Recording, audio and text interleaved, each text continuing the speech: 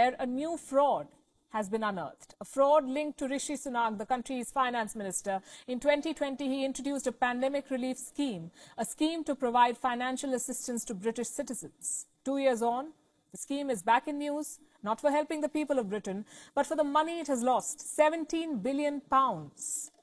You see, certain loopholes in the scheme left it open for fraud. Rishi Sunak was apparently aware of this, but he did not act. He's now facing calls to step down. A COVID loan fraud. Suitcases filled with cash are being seized at UK's borders. Smugglers are being apprehended.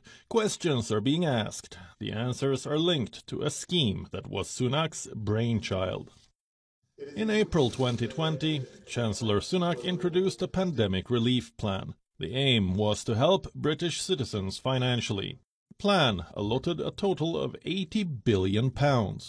This money was to be distributed under 3 schemes. The biggest scheme was called Bounce Back. It distributed £47 billion to over 1.6 million recipients. It gave them a choice to repay the amount whenever they could. The rules were quite lenient. They promised loans in 24 hours.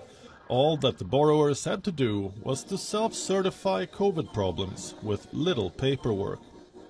As a result, the scheme was left open for fraud.